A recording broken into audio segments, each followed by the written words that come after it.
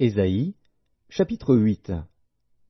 L'Éternel me dit, prends une grande table et écris dessus d'une manière intelligible, qu'on se hâte de piller, qu'on se précipite sur le butin. Je pris avec moi des témoins dignes de foi, le sacrificateur Uri et Zacharie, fils de Béréchia.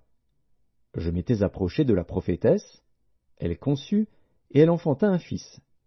L'Éternel me dit, donne-lui pour nom Maher-Shalal-Shash-Baz. Car, avant que l'enfant sache dire « mon père, ma mère », on emportera devant le roi d'Assyrie les richesses de Damas et le butin de Samarie. L'Éternel me parla encore, et me dit, parce que ce peuple a méprisé les eaux de Siloé qui coulent doucement, et qu'il s'est réjoui au sujet de Rétsine et du fils de Remalia, voici, le Seigneur va faire monter contre eux les puissantes et grandes eaux du fleuve, le roi d'Assyrie et toute sa gloire. Il s'élèvera partout au-dessus de son lit, et il se répandra sur toutes ses rives. Il pénétrera dans Juda, il débordera et inondera, il atteindra jusqu'au cou. Le déploiement de ses ailes remplira l'étendue de ton pays, ô Emmanuel. Poussez des cris de guerre, peuple, et vous serez brisés.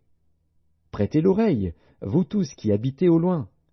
Préparez-vous au combat, et vous serez brisés.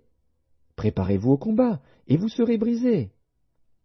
Formez des projets, et ils seront anéantis.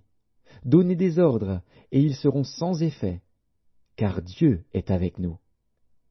Ainsi m'a parlé l'Éternel, quand sa main me saisit, et qu'il m'avertit de ne pas marcher dans la voie de ce peuple. N'appelez pas conjuration tout ce que ce peuple appelle conjuration. Ne craignez pas ce qu'il craint, et ne soyez pas effrayés. C'est l'Éternel des armées que vous devez sanctifier, c'est lui que vous devez craindre et redouter.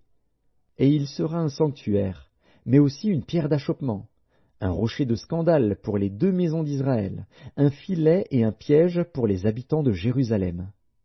Plusieurs trébucheront. Ils tomberont et se briseront, ils seront enlacés et pris. Enveloppe cet oracle, scelle cette révélation parmi mes disciples. J'espère en l'Éternel, qui cache sa face à la maison de Jacob. Je place en lui ma confiance.